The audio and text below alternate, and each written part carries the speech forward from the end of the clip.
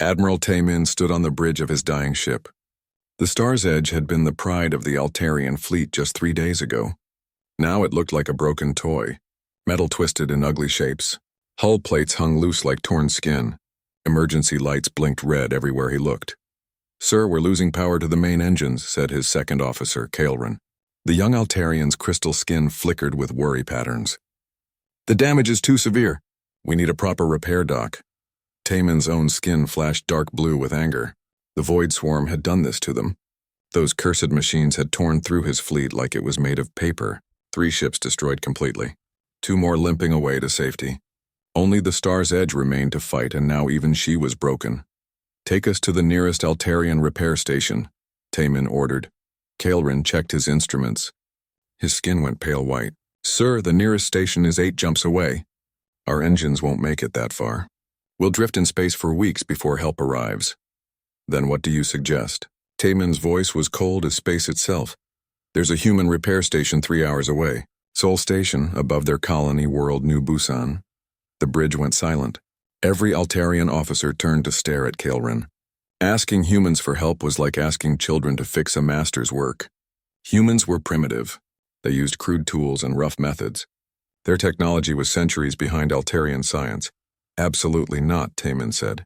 "We are Altarians. We do not beg primitives for assistance." "Sir, with respect, we may not have a choice," Kaelrin said quietly.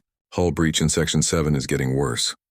Life support is failing on decks 12 through 15. If we don't get help soon, we'll lose the ship completely." Taemin looked at the damage report scrolling across his screen. 73% structural damage. Main power at 30%. Weapons offline. It was worse than he had admitted to himself. The proud Star's Edge was dying around them. He thought about his crew. 300 Altarians depended on his decisions. He thought about the Void Swarm still out there eating planets and ships like a disease. The Coalition needed every vessel it could get. Even a damaged one.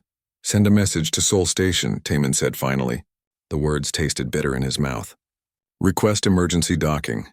The trip to Sol Station took 4 long hours instead of 3. The Star's Edge moved like an old man walking uphill. Every few minutes something else broke. Emergency power failed twice. The artificial gravity flickered on and off. By the time they reached human space, half the ship was running on backup systems. Sol Station looked nothing like an Altarian repair dock. Where Altarian stations were smooth crystal and flowing curves, this was all straight lines and hard angles.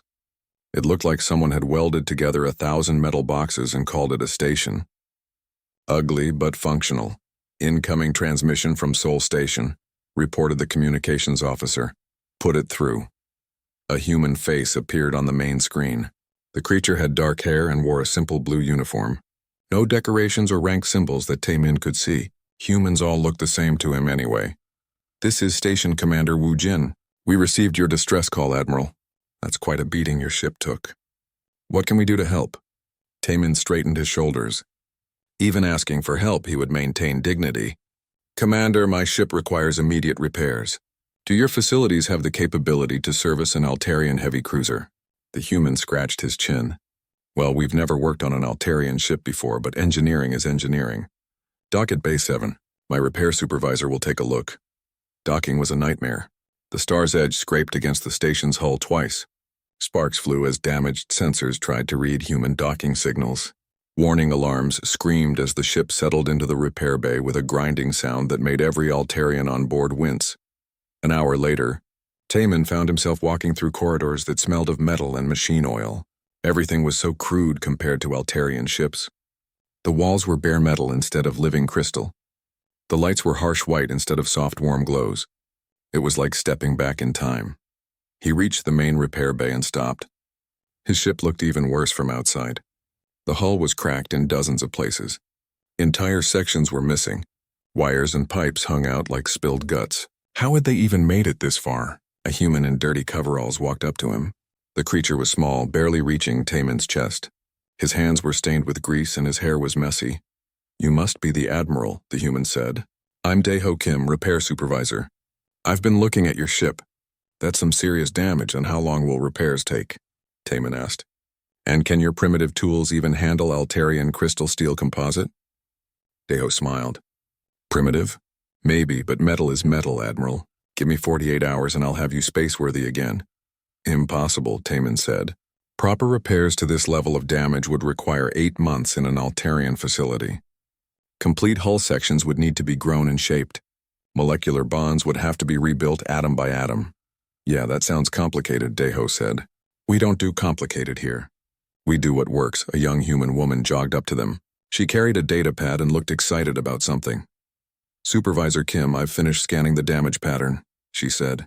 There's something weird about it. The hits aren't random. They follow a specific resonance frequency, almost like the attackers knew exactly where to strike for maximum effect. This is So Young Park, one of our best technicians, Deho said. So Young, meet Admiral Taman. The young woman bowed slightly. Admiral, may I ask what attacked your ship? The damage pattern is unlike anything I've seen. The Void Swarm, Taman said. Mechanical parasites that devour everything in their path. They appeared 6 months ago and have destroyed 17 star systems. So Young's eyes widened. Mechanical? That would explain the precision. They're not just attacking randomly. They're targeting structural weak points with mathematical accuracy. Taman looked down at the small human. How could this primitive creature understand something that had puzzled Altarian scientists for months? What are you suggesting? He asked. If they're targeting specific frequencies, then maybe we can build defenses that work differently. So Young said. Instead of perfect crystal matrices, what if we used more chaotic structures? Something that doesn't resonate predictably? Deho grinned. Sounds like a job for human engineering. Admiral, you came to the right place. We specialize in chaotic structures. Taman watched the two humans discuss his ship like it was a simple puzzle to solve. Their confidence was either impressive or foolish. Perhaps both. For the first time since the battle, he felt something that might have been hope. The next morning, Taman watched in horror as humans began attacking his ship with primitive tools. A human named Hyunwoo Lee stood on a platform next to the star's edge, holding what looked like a torture device. Blue flame shot from its tip, melting metal with a harsh crackling sound. The noise made every Altarian on the station cover their ears. What is that barbaric instrument? Kaelrin asked, his crystal skin flashing orange with distress. Welding torch, Deho said cheerfully. We're patching the hull breaches with steel plates. Should hold just fine. You're burning holes in my ship. Taman protested. Just cleaning up the edges, Hyunwoo called from his platform. Can't get a good seal on jagged metal. Don't worry, Admiral. I've been doing this for 20 years. Taman watched the human work. Hyunwoo moved the torch with steady hands, cutting away twisted metal like he was carving dinner. Sparks flew everywhere. The smell of burned metal filled the air. It was crude and violent and completely wrong. In an Altarian repair dock, damaged crystal steel would be dissolved down to base molecules. New material would be grown in perfect chambers, atom by atom. The bonds would be flawless. The result would be stronger than the original. This was just slapping metal patches over holes. How can this possibly work? Taman asked. Dr. Mi-kyung looked up from her scanner. She had been studying pieces of Altarian hull all morning. Actually, it's quite fascinating. Your crystal steel is incredibly strong, but it's also very rigid. When it fails completely. These steel patches will be weaker individually, but they'll flex under stress instead of shattering. Flexibility is weakness, Kaelrin said firmly. Altarian engineering seeks perfection. Maybe, said Dr. Mi-kyung, but perfect things break in perfect ways. Imperfect things break randomly. Sometimes random is better. Taman didn't understand. Altarian science had proven that molecular perfection created the strongest possible materials. These humans were talking nonsense. But then he watched Hyunwoo work, and something bothered him.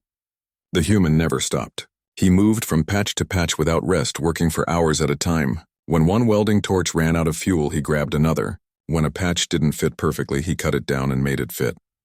An Altarian engineer would have stopped work to analyze the problem.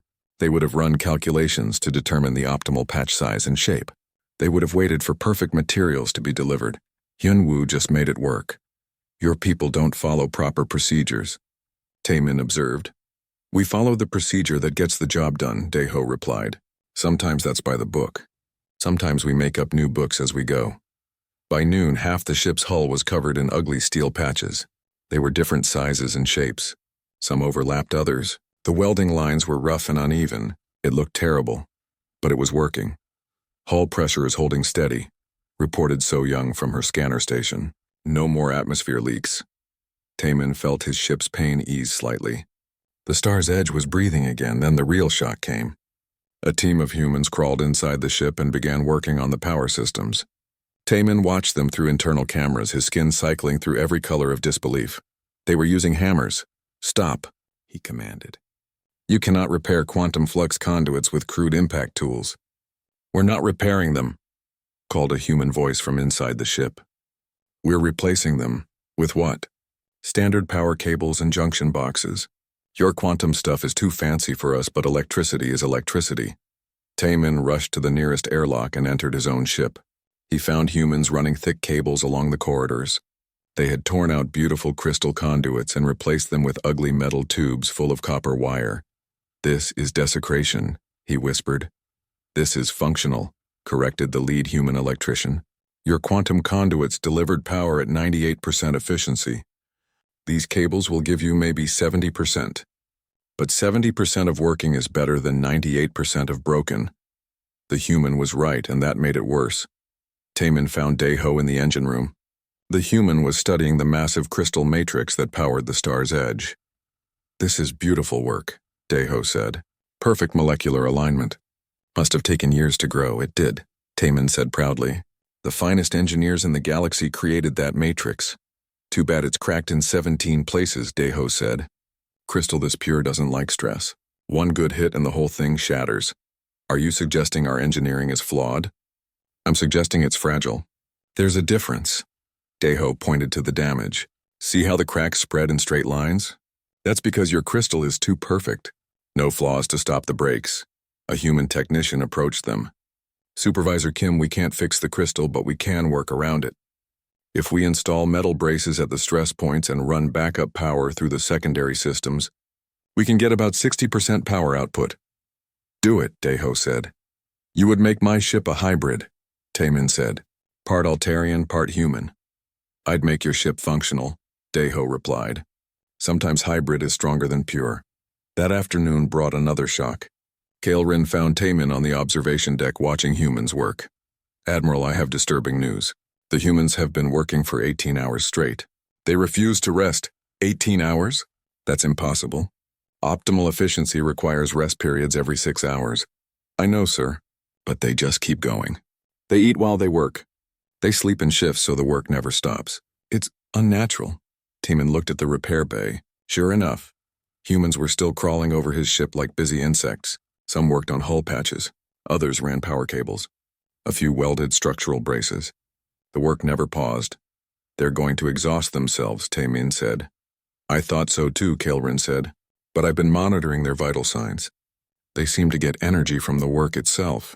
The more urgent the task, the faster they move." It was true. The humans moved with purpose that Taman had never seen. They didn't follow schedules or procedures. They just worked until the job was done. So Young approached them with her datapad. "Admiral, I've been studying the attack patterns on your ship. I think I understand how the Void Swarm targets vessels." "Explain." "They scan for structural harmonics. Every ship design has natural resonance frequencies.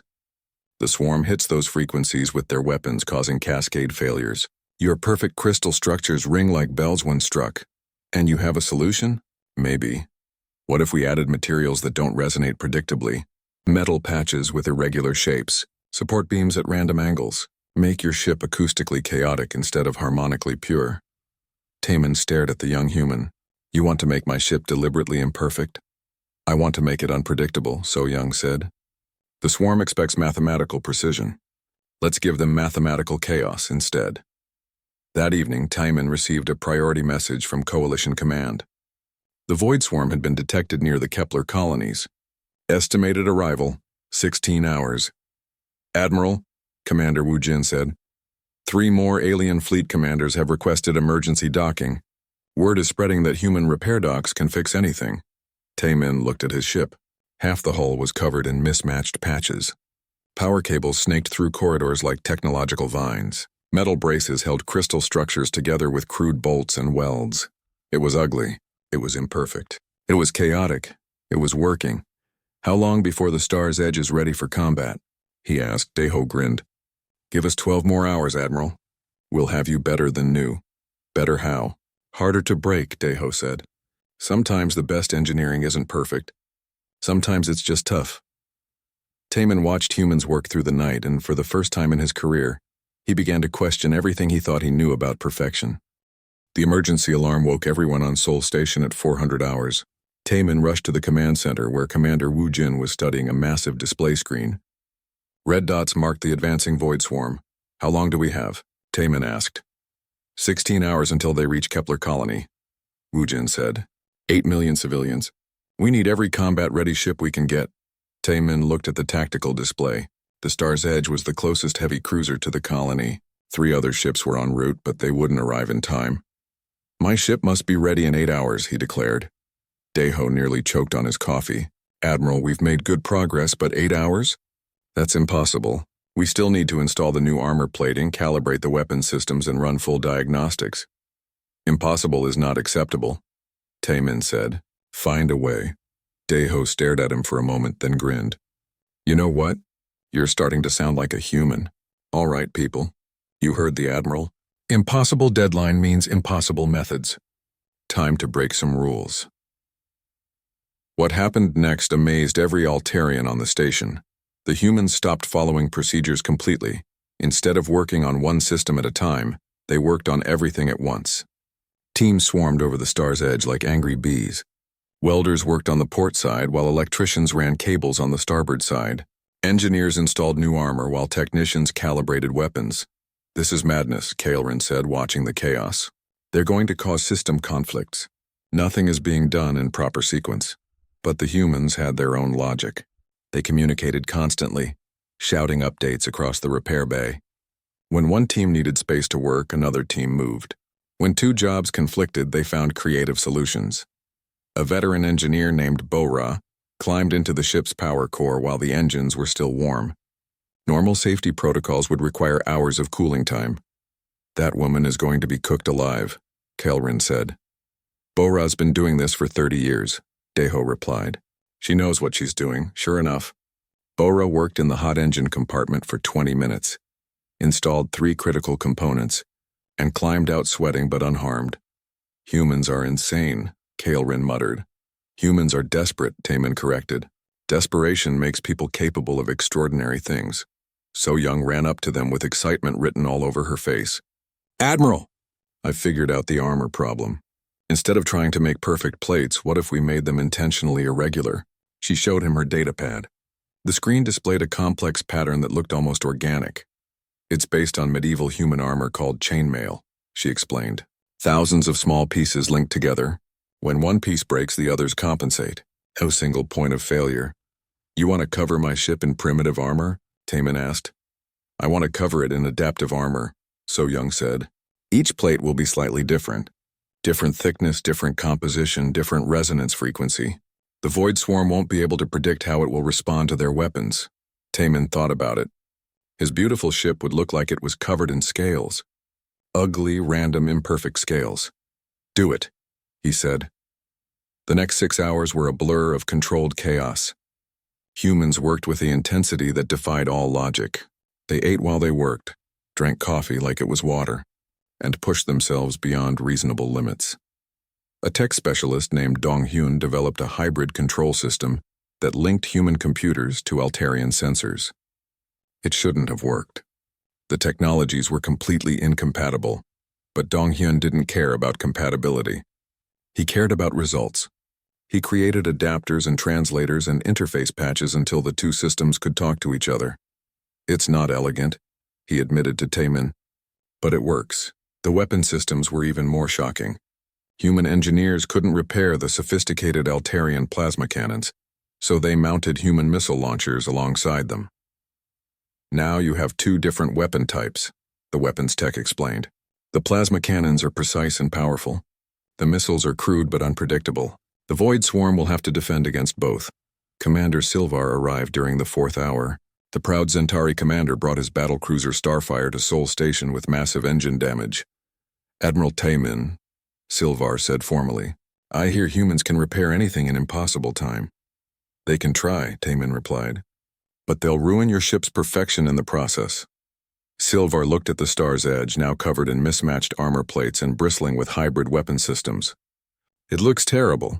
Yes, Taman agreed. But it will fight. Deho assigned a second team to the Starfire. They began cutting away damaged sections with the same brutal efficiency they had shown on the Star's Edge. Your engineers work like artists, Silvar observed. Violent, chaotic artists. They work like humans, Taman said. I'm beginning to think there's a difference. With 2 hours left before deadline, disaster struck. A power surge from the hybrid systems overloaded 3 critical junction boxes. Sparks flew through the corridors. Emergency power kicked in. That's it, Kilrin said. We'll never meet the deadline now. But the humans didn't panic. They didn't stop to analyze the problem or calculate optimal solutions. They just fixed it. Hyunwoo and his team ripped out the damaged junction boxes and replaced them with spare parts cannibalized from other systems.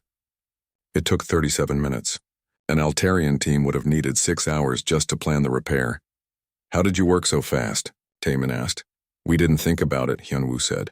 Thinking takes time. Sometimes you just have to trust your hands to know what to do. With 1 hour remaining, the Star's Edge powered up. The engines hummed. The weapons systems came online. The hybrid armor plates locked into position. All systems green, So Young reported. Ship is combat ready. Taman stared at the readouts. Everything worked.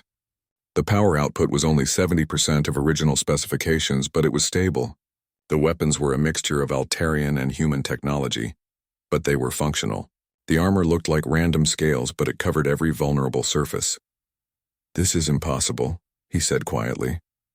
This is human engineering, Deho said proudly. We don't make perfect ships. We make ships that work. Commander Woojin's voice echoed through the station. All vessels prepare for immediate departure. The Void Swarm has accelerated their advance. Estimated contact with Kepler Colony in 14 hours. Taman walked to his ship. The Star's Edge looked nothing like the vessel that had limped into Sol Station 3 days ago. It was covered in patches and welds and random armor. Cables snaked along the hull like technological veins. Missile launchers stood beside elegant plasma cannons. It was ugly. It was imperfect. It was ready to fight.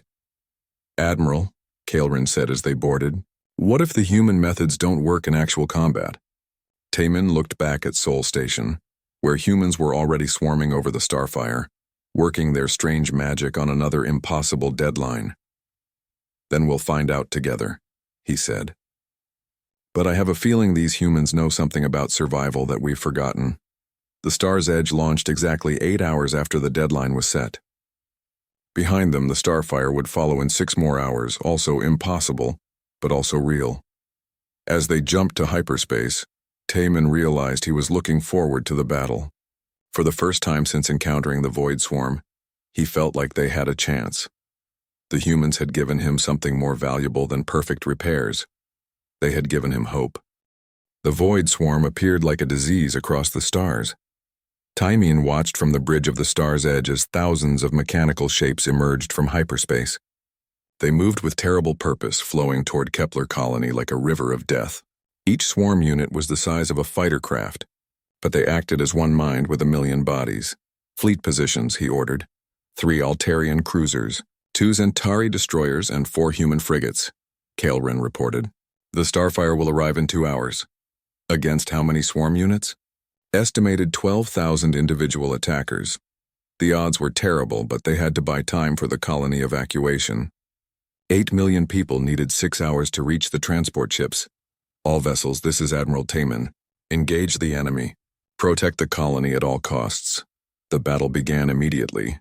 The Altarian cruiser Bright Dawn opened fire with perfect precision.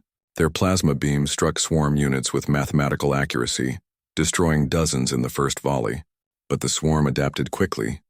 They spread out, changed their approach patterns, and began targeting the Dawn's weapon emplacements with surgical strikes. Within minutes, the beautiful ship was crippled. Dawn is reporting cascade failures in their primary systems, the communications officer announced. The swarm is hitting their resonance frequencies. Taman watched in horror as the Bright Dawn's crystal hull began to shatter. The swarm units had learned the ship's harmonic weaknesses and were exploiting them ruthlessly. All ships with crystal steel hulls, fall back to secondary positions, he ordered. Maintain distance from the enemy. That left only the human frigates and the Star's Edge in close combat range. Admiral, should we retreat as well? Kaelrin asked. Our hull is still mostly Altarian crystal. No, Taman said. Let's see what human engineering can do. The Star's Edge dove into the heart of the swarm formation. Immediately, swarm units swarmed toward them, their weapons charging with the specific frequencies that had destroyed so many coalition ships. Energy beams lanced out, striking the Star's Edge with precise calculated force. But something unexpected happened. The hybrid armor absorbed the impacts differently than pure crystal steel. Some plates shattered as expected, but others flexed and dispersed the energy. The chainmail-inspired design spread damage across multiple points instead of creating single points of failure. Minimal damage to Section 7, reported the damage control officer. The human patches are holding. More swarm weapons struck the ship. The ugly steel patches dented and burned, but they didn't shatter. The crude metal braces groaned under stress but didn't break. The random armor pattern confused the swarm's targeting computers. They can't predict our failure points, So Young said from her sensor station. The irregular structure is scrambling their attack algorithms. Taman felt a surge of something he hadn't experienced in months. Confidence. All weapons. Target the nearest swarm cluster, he ordered. The Star's Edge opened fire with both Altarian plasma cannons and human missile launchers. The plasma beams were precise and deadly, but the swarm had learned to dodge them. The missiles were crude and slow, but they confused the enemy's evasion patterns. Swarm units tried to dodge the elegant plasma fire and flew directly into the chaotic missile explosions. Direct hits, the weapons officer called out. Enemy formation is breaking apart.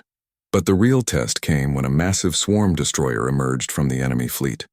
The thing was 10 times the size of a normal unit, bristling with weapons designed to crack capital ships open like eggs.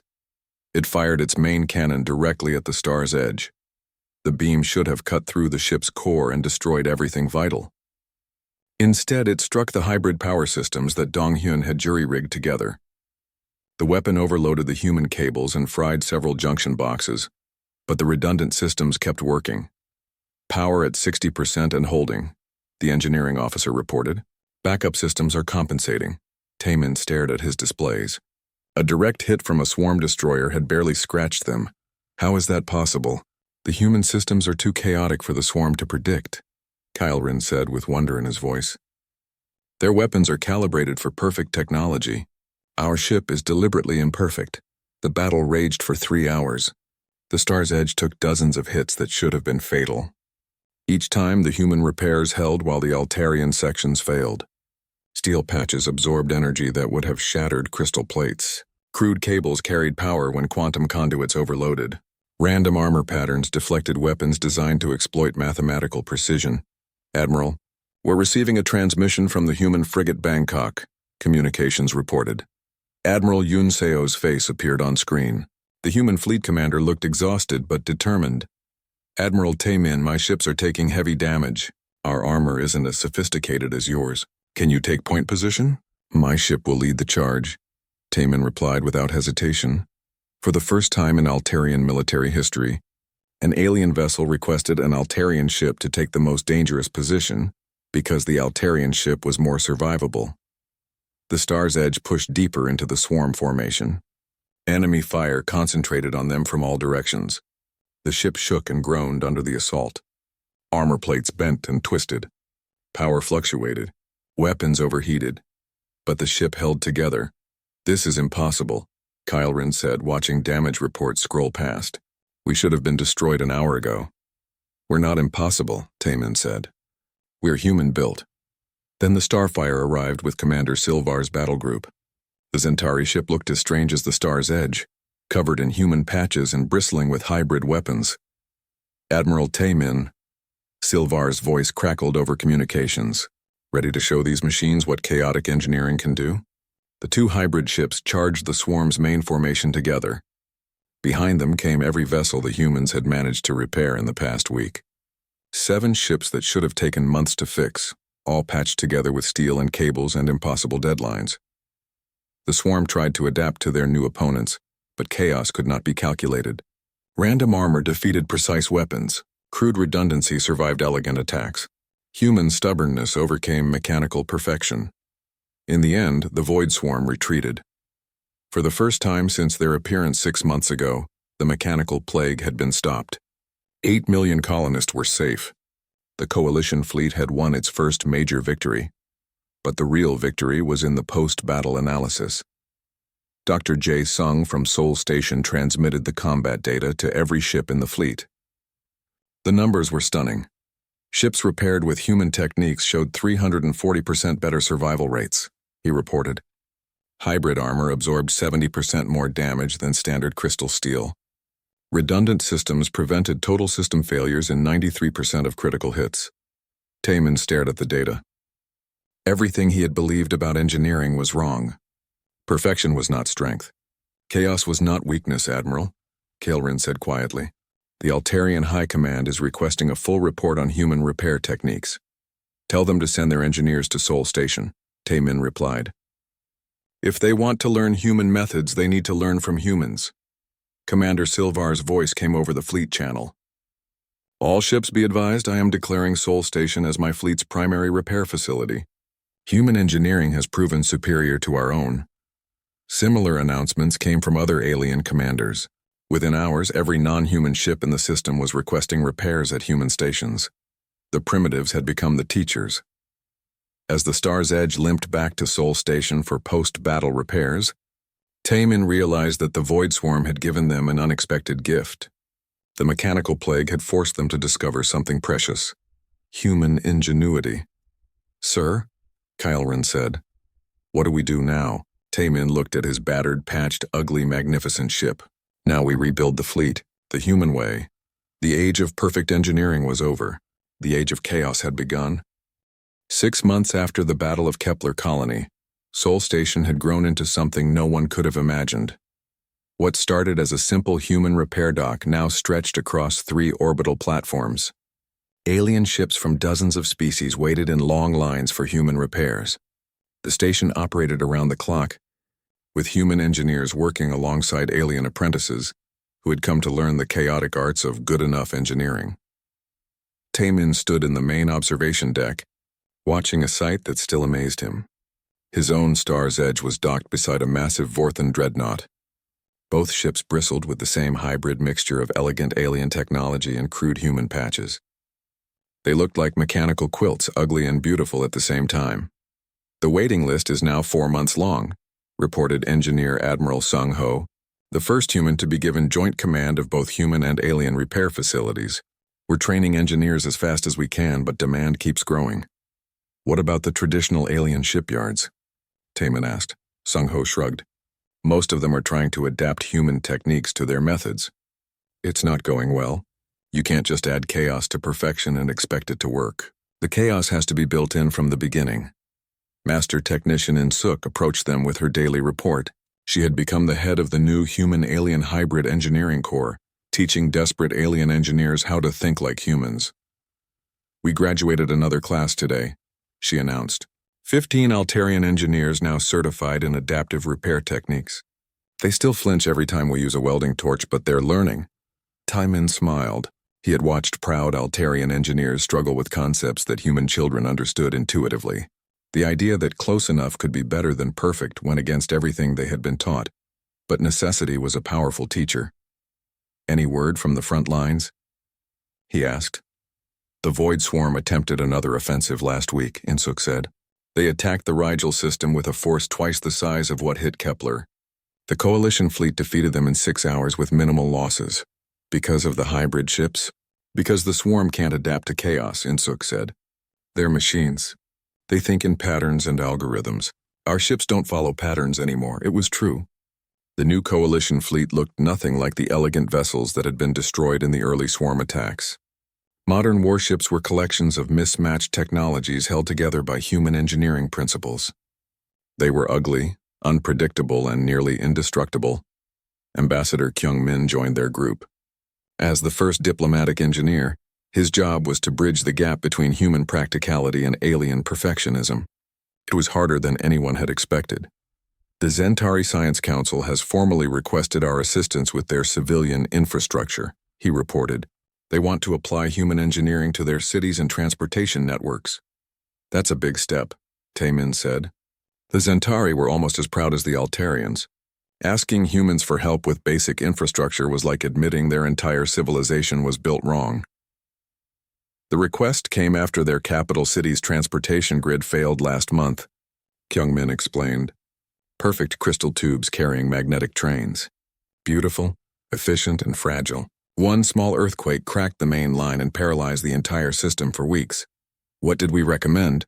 Steel rails and diesel engines. Ugly, loud, and indestructible. The trains won't be as fast or as quiet, but they'll run through earthquakes, storms, and swarm attacks. Taemin nodded. He had learned to appreciate the beauty of crude functionality. His own ship now carried emergency supplies that would have horrified his younger self. Welding torches, rolls of steel cable, and boxes of spare parts that could be adapted to fix almost anything. "Admiral," called a familiar voice. So Young approached with her usual excited energy. She now held the title of Chief Innovation Officer for Coalition Fleet Engineering, a position created specifically for her unique ability to see patterns that others missed. "What have you discovered now?" Taemin asked. "Something wonderful," she said, showing him her data pad. "I've been analyzing swarm retreat patterns. They're not just leaving our territory, they're actively avoiding any system with human-repaired ships." "Avoiding us?" "The swarm learns from every encounter. They've learned that they can't predict human engineering, so they're trying to avoid it entirely. We've accidentally created a defensive strategy that doesn't require fighting at all." Taemin studied the star charts on her pad. Sure enough, swarm movements had shifted dramatically over the past months. They attacked systems defended by traditional alien fleets, but they bypassed any area protected by hybrid ships. The chaos isn't just making us harder to kill, he realized. It's making us scary to fight. Exactly, So Young said.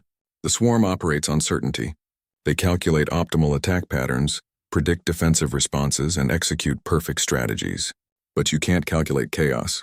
You can't predict randomness. We've become mathematically impossible opponents. Kilrin joined their group. The young Altarian had spent the past month studying at Sol Station, learning human engineering methods. His crystal skin now bore permanent marks from welding sparks which he wore like badges of honor. "Admiral, I have a report from the latest ship certification tests," he said. "The hybrid vessels are now outperforming traditional designs in every category except aesthetic appeal." "And what about aesthetic appeal?" Taemin asked, already knowing the answer. "We scored 0 points, Kilrin said cheerfully. The evaluators described our ships as aggressively ugly and offensive to civilized sensibilities." They all laughed. It had become a point of pride among hybrid ship crews to create the ugliest, most functional vessels possible. Beauty contests were for ships that stayed in safe harbors. Ugly ships went to war and came home. "Sir," called Commander Wu Jin from the command station, "we're receiving a priority transmission from Coalition High Command." The group gathered around the main display screen. The image showed the Coalition Council Chamber, where representatives from every member species sat in formal session. "Admiral Taemin," said Councillor Veltar, the Altarian representative. "The Coalition Council has reached a historic decision. Effective immediately, all military vessels will be constructed using adaptive engineering protocols based on human techniques." Taemin felt a surge of pride and amazement. 6 months ago, humans had been considered primitive. Now their methods were becoming the galactic standard. Furthermore, Councillor Veltar continued, the Coalition is establishing the Human Engineering Academy as the primary training facility for all military engineers.